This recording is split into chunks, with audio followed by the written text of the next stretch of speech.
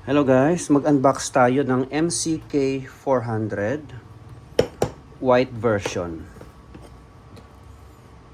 15,000 ito, presyo agad kasi yung iba hindi tinatapos yung video. Kasama tong ABS na case. MCK 400. Pag may 400 sa model ng mga Mecman microphones namin, ibig sabihin 4 channel siya. Ito yung kanyang receiver. Same lang sila ng black version. Parehong-pareho lang. So, dalawang handheld dito, channels A and B. Ito yung control niya. Tapos, channels C and D, controls, and then power switch. Siyempre, 4 channel yan. Expect natin 4 output. Meron siyang isang mix out. Ang frequency range nito ay 600 to 690. Apat din ang antena. True diversity, kahit na tagi-isang antena lang yan. Shared kasi sila sa dalawa.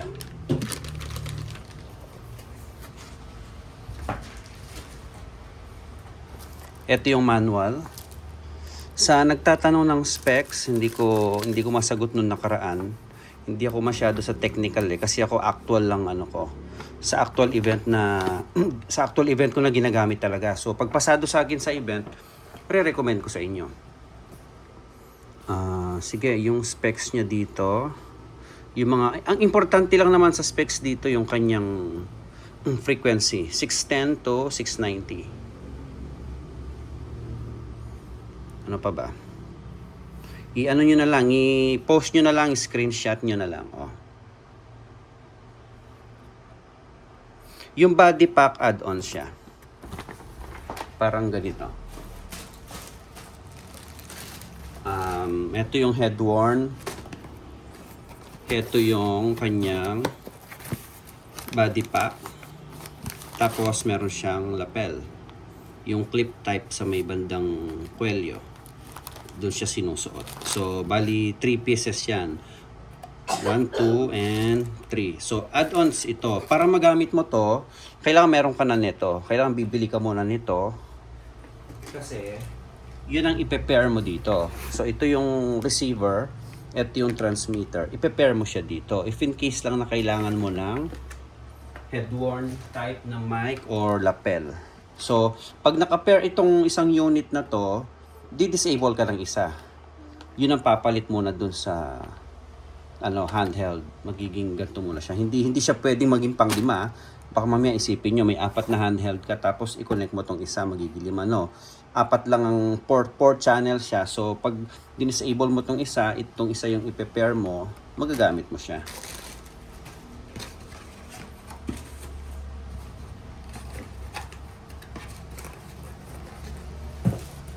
Presyo nung lapel, i-PM nyo ko. So, itong set na to, 4 na mic, 15,000 yung kulay white. Yung black, 14,000. Supposedly, magtataas kami nung nakaraan, sana pinag-uusapan namin. Kaya lang, na-announce na namin yung price. Kaya lang, ang tindi talaga ng biglang, ang palitan kasi ng dollar, hindi stable.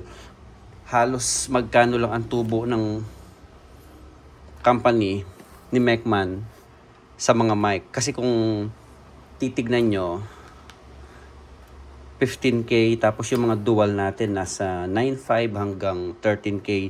Sobrang mura talaga. Kasi nga wala na tayong ibang kung ano-anong binayaran. From factory, may-ari, tsaka ako na pinaka nag-endorso nito, wala na tayong ibang binabayaran. Plus yung, siyempre, yung may tax tayo dyan sa customs, at saka yung sa shipping lines, sa container. So, yun lang ang binabayaran natin. Unlike sa ibang brand na ang markup ay halos 50%. Kaya, mataas ang presyo talaga SRP. Tapos, nagbibigay sila ng discount. So, sa amin, discounted na kagad, sagad na kagad. Halos 20% lang halos yung tinubo yata nito. Or less pa. Kasi nga, yung bayad namin sa factory, minsan nag-a-adjust. So yung SRP namin, hindi naman namin pwedeng drastically magdadagdag o magbabawas, no? So Yung mga ganon, hanggat kayang hindi namin ipataw sa mga end user or sa mga buyer namin, hindi na namin ginagalaw. So, mabuti na lang, mabait ang may-ari si Boss Mekman. Supposedly, nasa 850 yata ang itataas dapat nito. Pero, hinold muna namin kasi naikot na. So, may dumating ng July 2026 na mga unit, pero iilan lang naka-reserve na kasi. Merong kaming mga buyer na talagang mahusay magpa-reserve. As in talagang pag nagpa-reserve at nag-post kami, nakita na dumating na yung item, kusang nagme-message. And then binabayaran ka agad para naman hindi sayang yung pagpapa-reserve nila. Actually sa reservation, hindi kami nang hihingi muna ng down payment. Ang gusto lang namin, pag nagpa-reserve, nag-open for reservation kami, magpalista kayo, tapos pag dumating na yung stock, pinost na namin na nandito na, kusang magbayad naman, kusang magpadala, kusang mag-reach out sa amin. Kasi yung iba, kaya minsan nawawalan akong ganang mag-open for reservation. Pagdating ng mga item, kailangan mo pang isa-isa i-chat yung mga nagpa-reserve. Tapos yung iba hindi na nakaantay, bumili na ng ibang brand. So kawawa naman yung ibang gustong magpapila. Kasi maraming may gusto nito, hindi lang namin maibigyan lahat dahil limited nga ang production namin dahil pinapa-customize namin siya. Hindi naman ito rebrand no? May mga part kami na customize talaga na pinapaayos. Hindi siya yung ready available sa China factory na re-rebadge mo lang. Hindi ganoon kasi ang Mekman. May mga parts ito na kinostomize namin talaga at tinanong namin ng mga naunang end user namin na kung ano yung suggestion nila, ano yung request nila. Then yun ang ni-request namin gawin ni factory. Okay? So, ayun na nga. Ito yung color white. So, sa ngayon, waiting ulit tayo ng stock. Ang expected arrival namin is last week ng August. So, ngayon, meron akong 2 units nito. Napakaganda ng kulay white. Ang ganda. Para siyang perlas. Para siya may pagka-powder na pearl white. Guys, alam nyo sa mga kotse, iba ang presyo ng kotse pagka pearl white ang kulay dahil mahal ang pintura. So, ganun din ang nangyari dito. Mas mahal yung singil sa amin ng factory sa color white. Kaya naman kailangan namin magtaas. 15,000 itong apat na ito.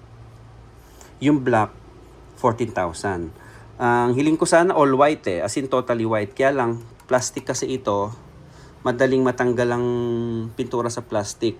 Unlike nitong sa metal, nagawa nila yung request namin na gawing pearl white. So, itong remaining na to na plastic, natitirang black siya. Ito okay lang kasi pag hinawakan mo to, matatakpan siya Ito rubber lang ito. Yung mga decolor na yan, rubber lang yan. Pwede mong tanggalin yan kung ayaw mo. Ayun So, ngayon itong black, siguro kayo kung trip nyong kulayan ito ng full white, kasi ako gusto ko all white talaga No.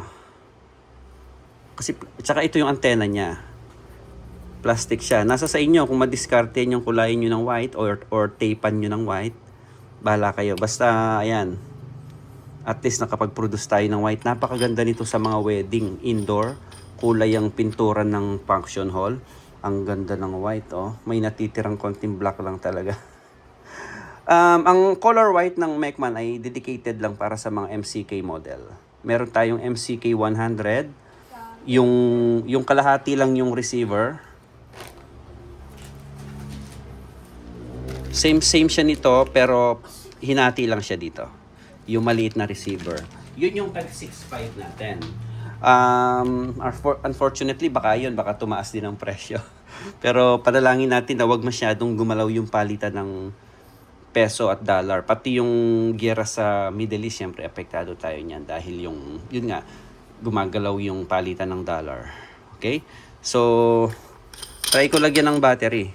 Uli ang model nito. Pag may mga nag-i-inquire sa akin, magkano po yung mic? Hindi ko nasasagot kasi marami akong naka-post na mic. So, ibigay niyo yung model ng mga ini-inquire niyo sa akin. MCK 400 ito. 400S. Pag may S, either silver, ano pala yon yung S, MCR, S, silver. So ito, MCK 400 white. So, kumpletuhin nyo na lang yung white na word pagka nag-inquire kayo sa akin. Oh. Ito, standard lang yung LCD display niya, unlike nung mga dual channel natin na TFT display. So, para mapababa pa rin natin yung presyo, maliit lang yung LCD. Pero, basically, ang kailangan mo lang naman makita dyan, battery indicator at saka yung frequency, kung anong nakaset na frequency niya. Okay? Ang ganda. Ito, napapalitan ng capsule. No, kung gusto nyong gamitan ng paborito nyong capsule na ibang brand, halimbawa ito, meron tayo dito Odas Dacer na M80. Ewan ko yung iba, ba't kailangan pang palitan ng capsule. Ito namang mga capsule namin maganda na yung tunog niyan. Tested ko din sa mga kantahan. Okay naman, medyo malayo din naman ng konti yung pick up niya. Kumbaga kahit malayo yung mic sa bibig ng nagsasalita, kahit paano napipick up niya. So, ewan ko yung iba bakit kailangan pang palitan ng ibang brand ng capsule.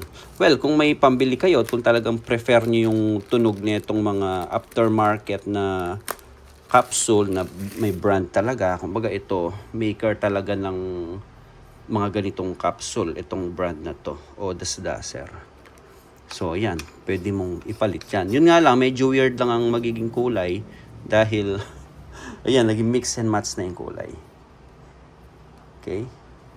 So, siguro kung prefer nyo magpalit ng mga ulo na ganito, marirecommend ko yung color black na lang ang gawin nyo. Color black na lang. Color black na lang yung bilhin nyo.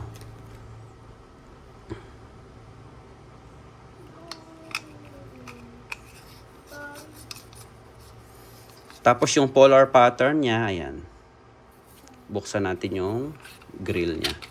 At take note guys, ito matigas din ito. Napag-usapan din namin nung may-ari nung nakaraan nito na dapat yung mga grill ng mga mic natin is medyo matigas para kahit na mauntog or mabagsak, hindi siya agad-agad mayuyupi. So medyo may katigasan din ito mga grill namin. So ito yung aming capsule. Magandang klase rin naman yan. Magandang tunog.